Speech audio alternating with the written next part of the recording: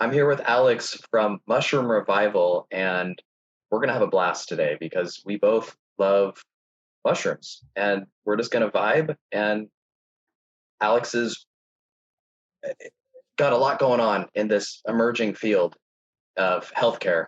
And we're going to be talking about his the benefits of mushrooms, and we can start off with that. But we're also going to be diving into the history, the future, and learn more about what Alex is up to today. So let's just get started. Alex, how'd you get? What was your first exposure to psilocybin mushrooms? That's a great question. And really, to put it in context, I didn't really grow up with an awareness of psilocybin mushrooms or mushrooms in general. And most of my childhood, I didn't eat the best food. I was eating mac and cheese and pizza and, some fast food and soda. And so my whole childhood, I didn't really know what health and wellness was, or what the concept of mental health, or wasn't really connected to nature.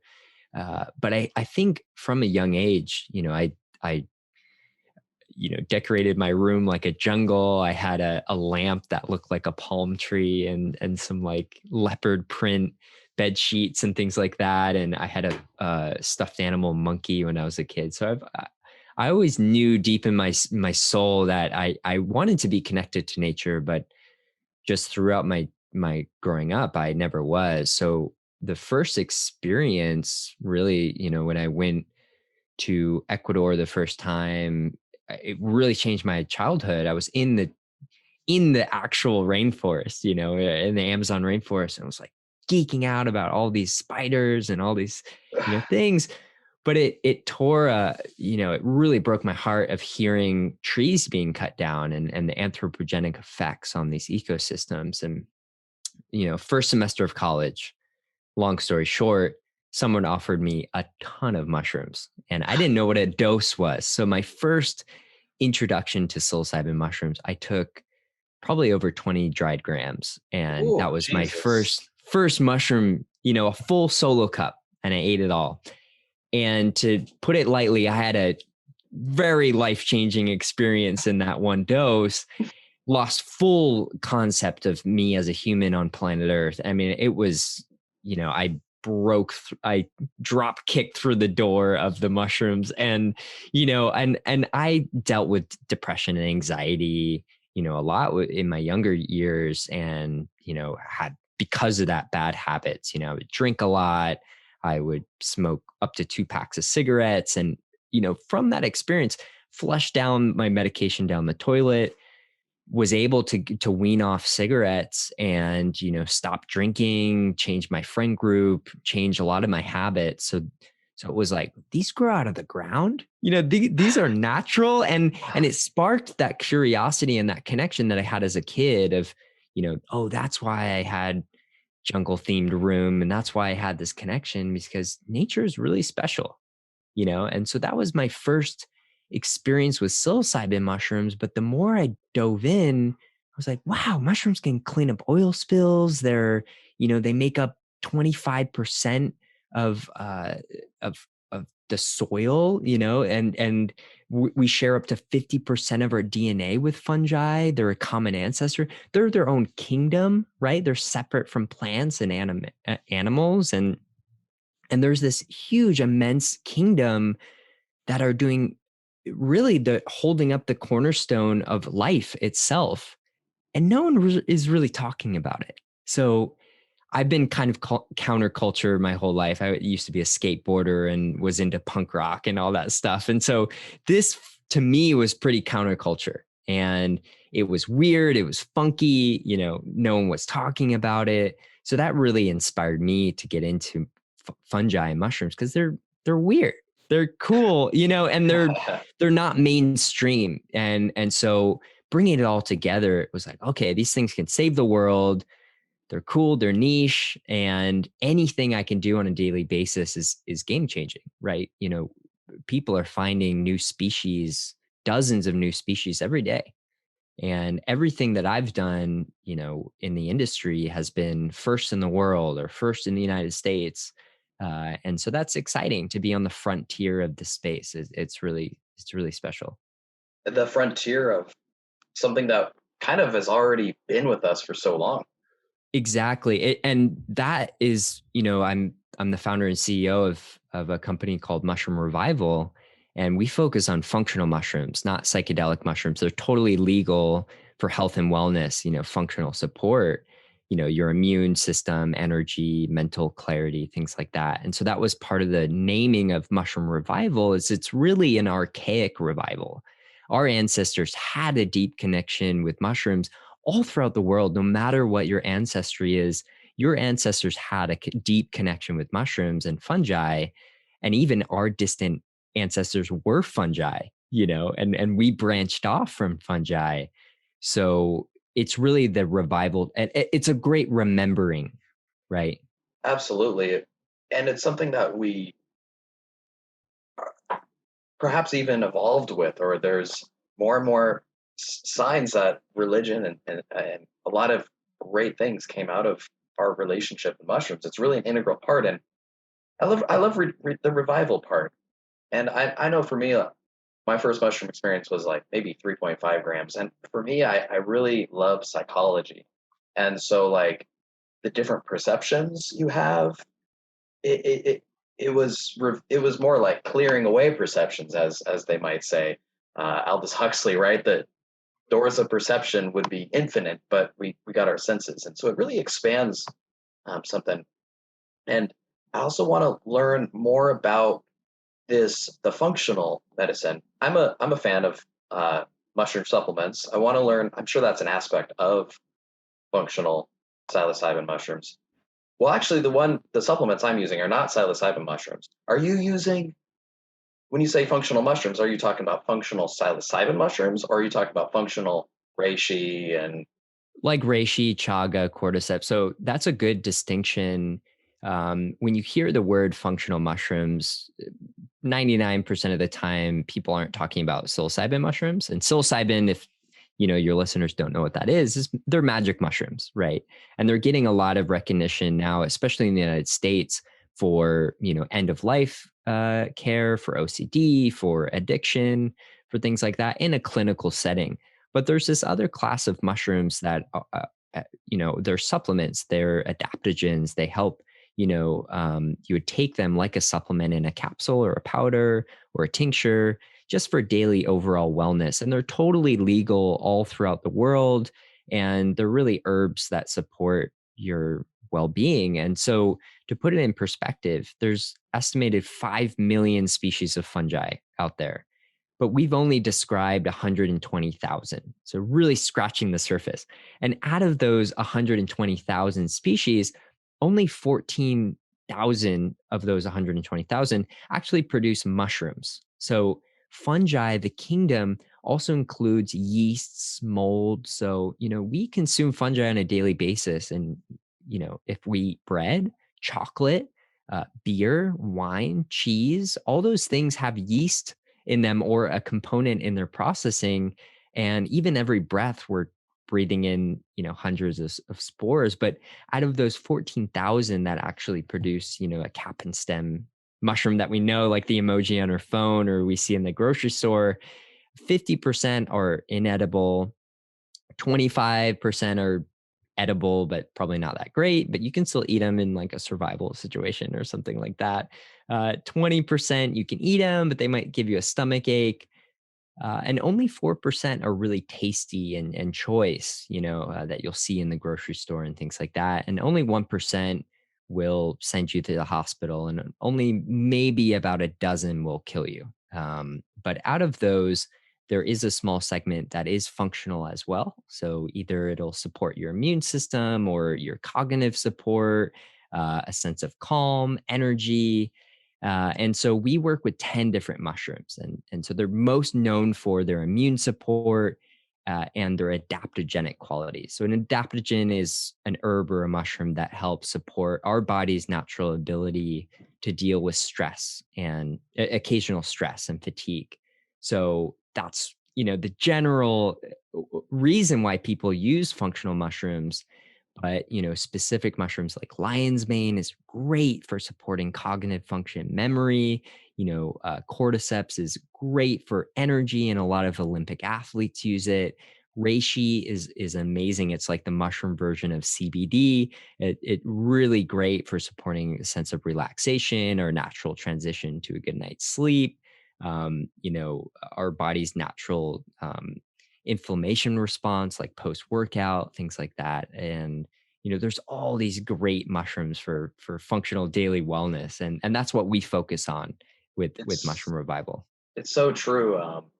I started taking the this like blend of supplement blend, and what I've noticed is that I haven't gotten sick in a while, and it's maybe correlated. I can't quite say it's because specifically of this, but the argument that got me to start taking them was not the benefits of immune system, which now in hindsight I'm like, okay, like I haven't been sick in a while, like maybe it's because of these, but the idea of a fungi being we got animals and we got plants, but there's this kingdom that is Right. helping trees communicate. My dad was telling me that he read this book, and then I heard about the same book at work, and they were talking about how trees, rainforests, they communicate with fungi. It's like their roots, and it's like a whole communication system with the fungi, and the fungi help like divert nutrients to different batches of trees. It's how trees communicate, and they're all over the world.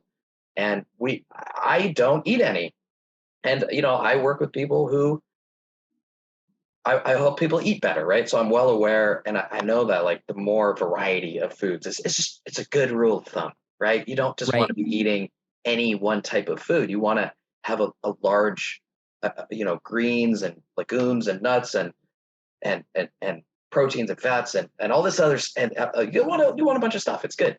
Exactly. We Yeah. don't get any fungi, so it's like, oh, I should do this just because it's variety and it's healthy and then after that, I was like, "Oh, wow, this is really good stuff." It is, and there's more and more research coming out every day, all around the world, how amazing fungi are for your health and also the health of the planet, right? They've been on this planet for 1 billion years or more, and they were one of the first organisms on our planet and helped even develop trees, right? And even trees are a symbiosis of fungi and plants. And you're talking about the wood wide web or the internet of the forest. They store up to 70% of carbon in our soil and help, like, without fungi, plants would cease to exist. And also they help break them down at the end when trees fall over, right? They're creating soil which plants can survive, and throughout time, as humans, there's even a stoned ape theory by Terence McKenna that humans evolve with the help of psilocybin mushrooms, through neurogenesis and millions of years. We helped, grow our brains and our capacity with consciousness to be able to be as quote unquote evolved as we are today. That's debatable of how evolved we are now, but throughout that time and that evolution, different cultures throughout the world have become more mycophilic or mycophobic. So mycophilic is mushroom loving, and mycophobic is, kind of grossed out by it. We're kind of a melting pot here in the United States. But if you go to Mexico, very mycophilic, right? I mean, the huge mushroom culture, or Mm, Japan or China or some European countries love mushrooms. Mushrooms mm, is, for thousands of years, huge part of the culture. And then other countries like Jamaica, it's becoming more mycophilic because mm. psilocybin is legal and everyone's making retreat centers there. But, when I went a few years ago, they were like, "Why are you here studying mushrooms? Like, you need to go somewhere else."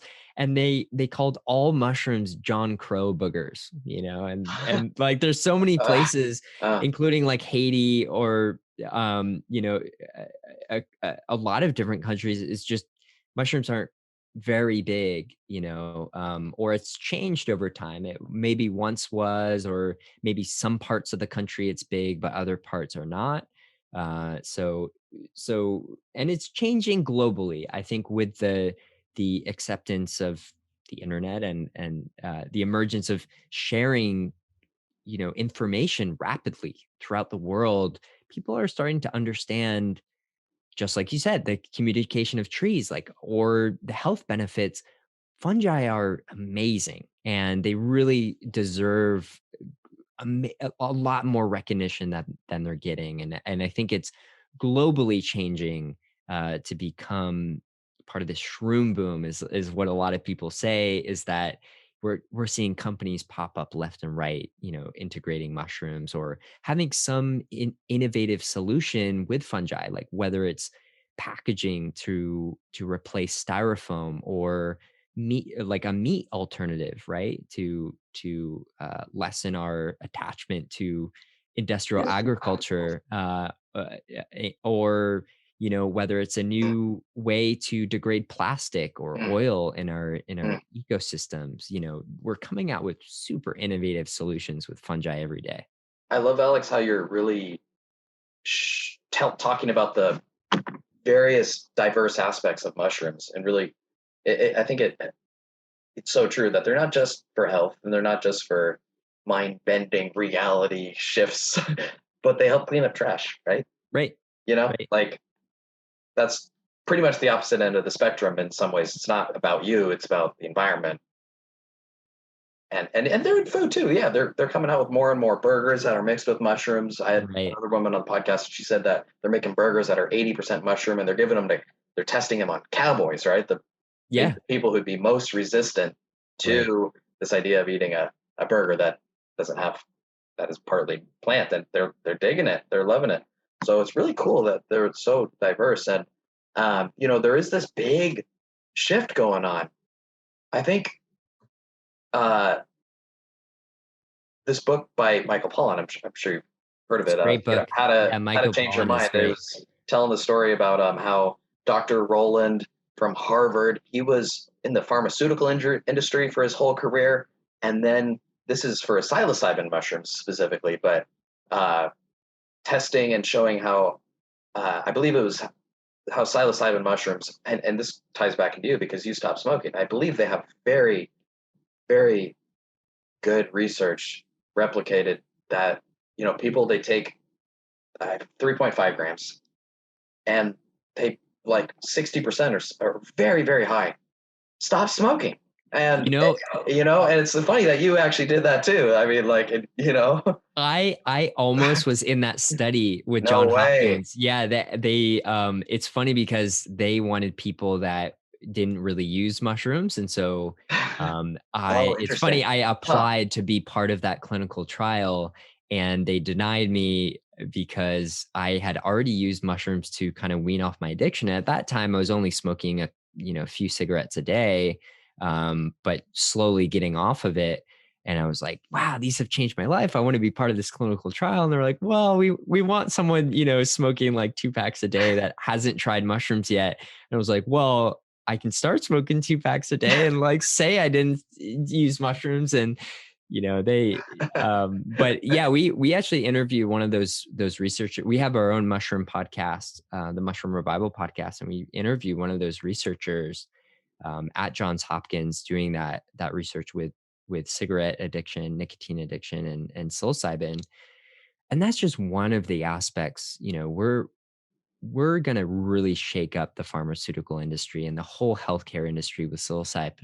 psilocybin, because it's not only so incredibly effective uh, compared to other pharmaceutical alternatives, but it's ridiculously safe. There's no side effects really, and if it's done in a safe set and setting, you know, eh, there's no withdrawals. You can't get addicted to it. You can't overdose on it. I mean, it's so cheap to make and grow. It's fast. It's natural. I mean, the solutions are unbelievable, and it goes beyond, like helping people get off cigarettes. I mean, the quality of life that you feel afterwards, your connection to quote unquote spirit or God or whatever higher power that you believe in, or just just a sense of well-being, and happiness, and like genuine happiness, right? Not Yes, within you, not within you, within right, you. not Yeah, surface like level, like symptom wise of like,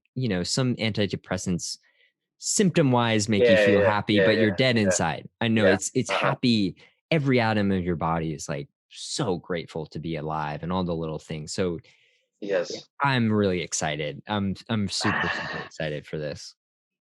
I am too, yes. And I was so can you explain like what within you, like the mental shift you had, because I think this ties into how, like in Oregon, for example, they are starting to they have legalized psilocybin therapy, um, and people are now going to therapy in Oregon, and I'm not quite sure on the details, but they're essentially having these breakthroughs. And I just wanted to like, as we explore the future of mushrooms, like how did it actually work for you personally? Like, I don't know, did you have like a dream of a cigarette being eaten by a mushroom and then I'm just kidding, but like, you know what I mean? What was that shift? Yeah, a couple things. First of all, Oregon did pass that legislation. However, they have a couple year window to figure out all the details. So right now, no one can go I and see. have I was a that little done. over enthusiastic. Yes, yes. Yeah, yeah, and most people are, a lot of BuzzFeed articles, they have the buzzy Yeah, yeah, titles say like, yeah. "Oh, mushrooms are legal in Oregon." Not quite, you can't go to a store, buy it off a, a grower or Sure, whatever, sure. you know. But it's being formed, and that's what's really exciting is that the legislation passed, and it is happening. Um, I do have to say, with there's a couple ways to go about ingesting psilocybin, and one is a microdose and one is a macrodose. So the first time was definitely a macrodose. That Yes, was that's heroic. That was, oh my gosh. doors blasted open. There's like, normal big doses as well, like 3.5, even 4, whatever, even 2, around that range. It's a good dose that you can, sit with a notebook and go through these things. But you don't want to drive, and Yeah, yeah. it's you still want to be in a safe setting. Then there's a microdose, which is getting a lot of great feedback from a lot of Yes. people, including myself. It's been transformational. You take such a small amount, like zero point 0.1 grams to zero point 0.4 grams, depending on your tolerance and things like that, and your body type, and you barely feel it. Barely. You have to really tune in to see the effects. But if you do it, a couple times a week, if you look back after a couple weeks, even your first time, I was just at the beach yesterday and, took a microdose with mushrooms, and it was like I just felt so happy, like Yeah. genuinely happy. And it's just such a little change, but Just little the things. sense of gratitude and just overall happiness and creativity, it just is a slight perspective change. Now, the larger doses, you might get a lot more trauma come up, and PTSD, and things that it's more of a mirror of like, okay, this is a terrible habit and it's really affecting your health and your family and your friends. And I'm going to make you feel all the negative gunk, and Yeah, you're going to yeah. have to work through it. Right. And it's a little more Uh-huh, difficult. And so some uh-huh. people, might have quote unquote bad trips. And I don't think any trip is bad. I don't like to use that terminology. I think it's a difficult trip. People don't like to look at things that are, unhealthy in Yeah. their life, and they don't want to think that what they're doing is wrong. But mushrooms will show you and say like, hey, smoking cigarettes every day is not good for you, and not good for the planet, with the Uh, throwing away the cigarette butts, things like that. So that's what happened to me. It was like, mm, you're on a bad path, and you know um you're suffering, right? And you're using all these things as vices to try to cope. But really, let's go to the root, and looking at past traumas and PTSD, and being like, let's work through that. You've been pushing it down for so long, like let's bring it up to the level and let's work through it. And through that, I feel like cigarettes were on the surface level, but let's look at the deep root problem. And that's what's different with pharmaceuticals is it's great at solving a lot of surface level symptom, but it doesn't get to the root of the problem. A lot of time, not, that's a general statement. Sometimes it does, but a lot of times for mental health, it doesn't really get to the root. And so for me, um, cigarettes were just a symptom, and it really helped me get to the root of my issues of why I was sad, why I was having anxiety and things like that, and ways that I can improve my life. And it's funny, you talked about that vision. I actually had a vision that I needed to grow mushrooms off of cigarette butts, and I did. Oh, no I way. found a couple of researchers That's doing it, hilarious. and so as I was quitting, I carried around a 5-gallon bucket with mushroom spawn, or like the roots of the mushroom, and I was collecting Wow. cigarette butts and actually growing the mycelium, or the roots of the mushrooms, on these cigarette butts, and was actually, I got grant funding, and this was part of the research I wrote in my book. I wrote a whole book on mycoremediation, or the study of fungi degrading toxic waste, and was able to degrade a lot of the toxic compounds in cigarette butts with mushrooms. So it, on a Yeah. personal level, I was able to quit, but then the remains of the cigarette butts I was able to degrade as well. So it kind of came full circle. I That's I so think awesome. I mean, that just goes back to the diversity of the uses of mushrooms. Not only can you get over your habit, but you can use your, right. yeah. And Right. I love how you brought up the distinction about microdosing and macrodosing. I too was just at the beach the week before July 4th, and a couple of my friends, we took a little bit of microdose, and it was a great time. It's just a little mood booster. I would say, if you've never taken this, if you're listening and you have no idea what a microdose feels like, I'd say it's about like as powerful as a beer, something like that. Like maybe even less. Yeah. It's barely noticeable. It's like, okay, and in some ways not. In some ways, it kind of does feel like a beer. But here's the thing that's a little bit different.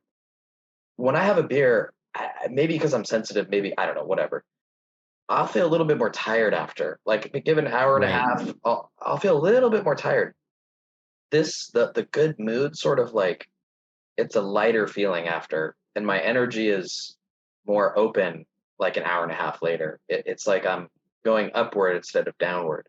Um, and so it's very, very calm. I know there's a lot of fear out there, and rightfully so. Damn right, rightfully so. You should be, if you're gonna do a large dose to work on some trauma. We don't want it. It's good for you to feel safe and everything, but let's not pretend that it's going to be easy either. Like you'll be Right. fine. You'll make it through on the other side. You'll be fine. But so people can be afraid of those large doses and those difficult experiences. And I'll come back to that. But anyways, for someone who's wants to experience health benefits of the psilocybin, um, microdose is the way to go. Or I guess even just one of the Different mushroom strokes, supplements. Yeah, there's so many different ways. different strokes Um, for different folks. I know a lot of people kind of yeah, maybe they don't even they have want to do the psilocybin ones. That's cool. well, That's all good. yeah, I Yeah, mean, yeah, yeah, whatever. if that's not Yeah, right hundred for you, percent, hundred then percent. Of don't do course. it. And then there's other people that kind of give microdosing a bad name because they're like, "Oh, you're not breaking through fully." And it's like, well, Yeah, whatever works for you. I mean, dealing with trauma and PTSD, everyone has their own cocktail and depth of it, right? I And know. trauma gets passed on 9 generations. So you never know what your great great great grandma was dealing with, especially if you have a history of deep ancestral trauma that goes back many generations. It's like a lot of stuff can come up, and maybe a big dose might not be best for you. Maybe you want to start small and break it up throughout a long time. Whatever works for you, like no judgment. Yeah, Whatever no, hundred whatever percent. makes you a better person and makes you feel more at ease and less suffering. And I do have to say, this is still illegal in a lot of places Yeah, around yeah, the world. There are sure. a lot, like Brazil and Jamaica, it's totally legal. So if you're there, go for it. Yeah. In Uh, safe setting, and you can always travel there. Mexico is semi-legal for indigenous use and ceremony. So figure out your local laws, and I Yeah, don't yeah. condone breaking any laws. So I just have to say that. All right, all right. Oh, yes, a thought. I also want to speak to while many listeners are probably on the fence about psychedelics, you know, a lot of the listeners here, this is a therapy podcast. This is for people who've been struggling with overeating, and overeating is like many other substances, like cigarettes. It's sort of an addiction. It has many similarities. It's deeply embedded into your psyche.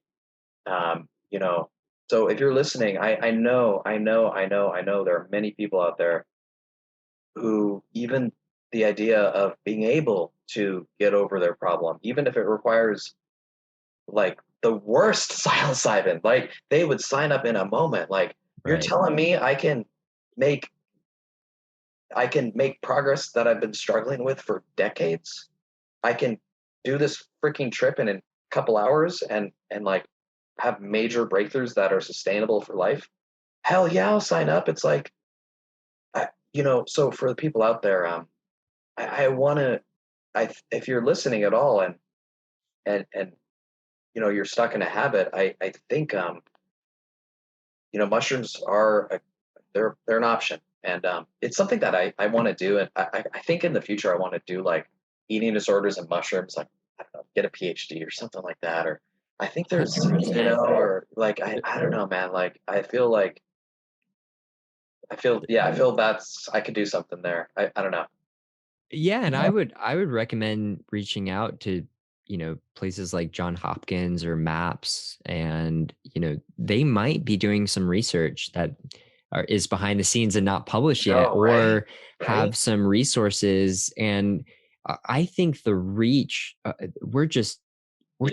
we're trying to catch up right now, and I think there's so many other benefits that psilocybin has that we don't have published research out yet, and we're just scrambling to get the funding and scrambling to get past the bureaucratic hoops and hurdles, which is a lot. We've yeah. we've interviewed some people that do these clinical trials, and it's so hard to get Mm. the permits to work with these substances, and you have to have a specific safe to hold it, and you have to weigh it every day, and all these different things, and you have to have your whole plan approved by the DEA and the FDA and all these people, and it's hard to get this research out. And big brother and Yeah, yeah, pharmaceutical yeah. industry, they don't want that out, and so it is hard, but it's so necessary.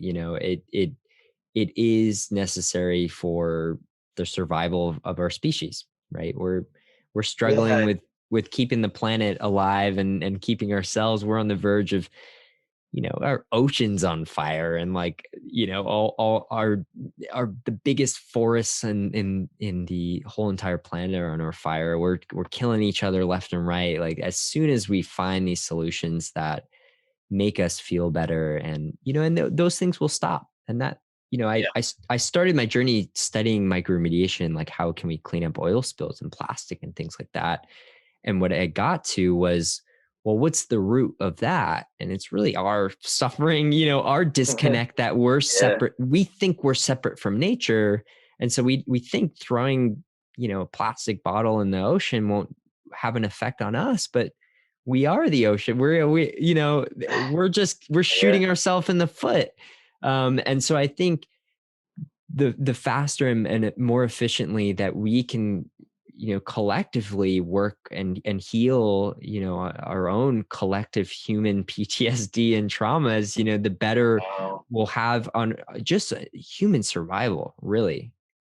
Yes, I 100% hear you.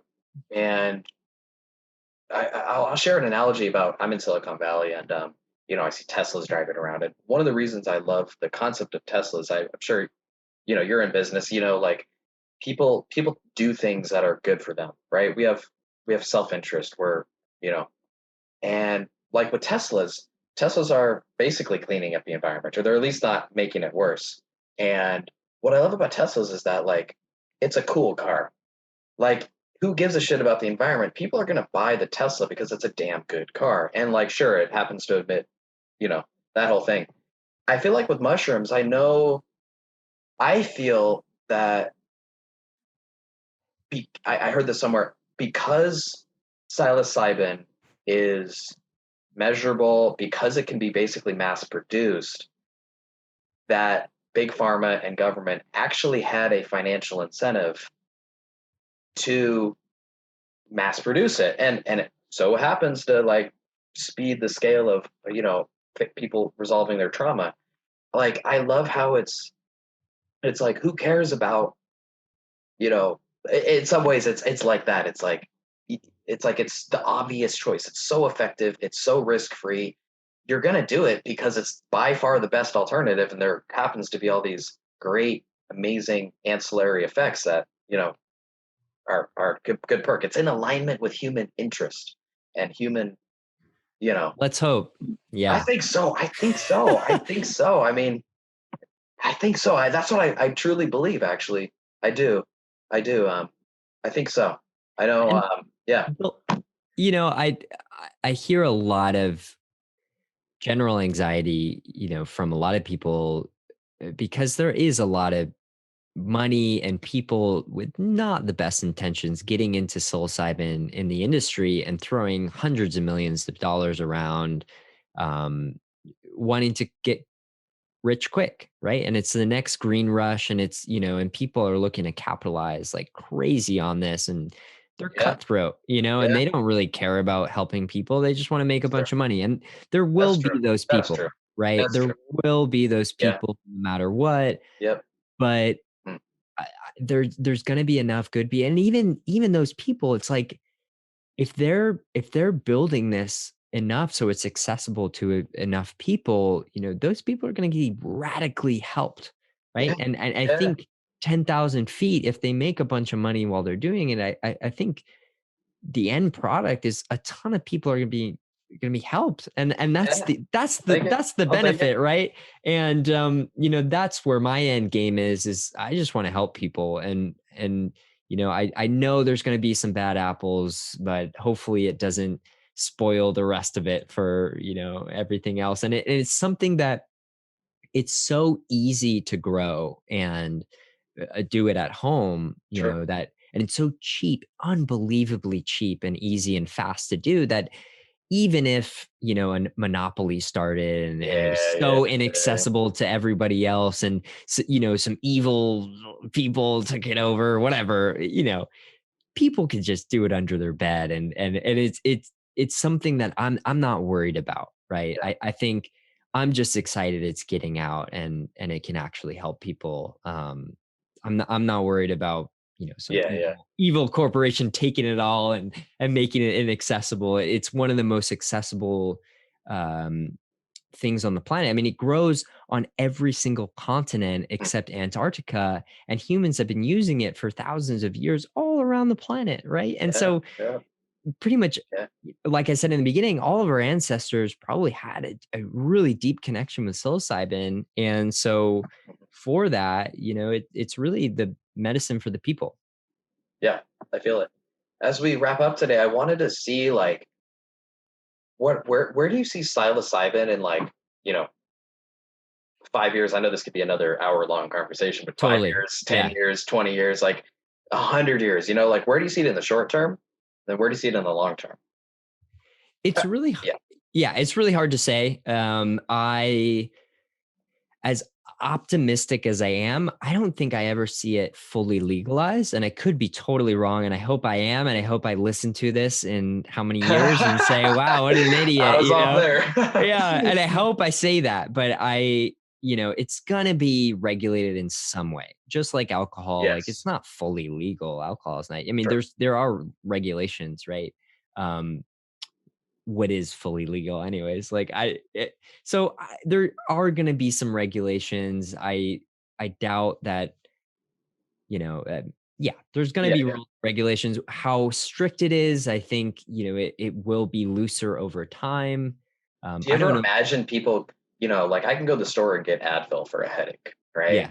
Like, do you ever imagine like people like going to their, you know, whatever, what's it, Walgreens or whatever, and like, oh, like, there's multivitamins, there's Advil, there's the shrooms for, your Yeah, food, there's the like, absolutely. But they're going to be chemically engineered so there's no psychoactive yes, components. And yeah, that is a big part of the journey. But I feel like if it's yeah, ever sold, over the counter, yeah. or you can pick it up at a store, I think they're gonna figure it out in a way that, you're not gonna trip out, but you're still It'll be gonna like the maybe. microdose thing.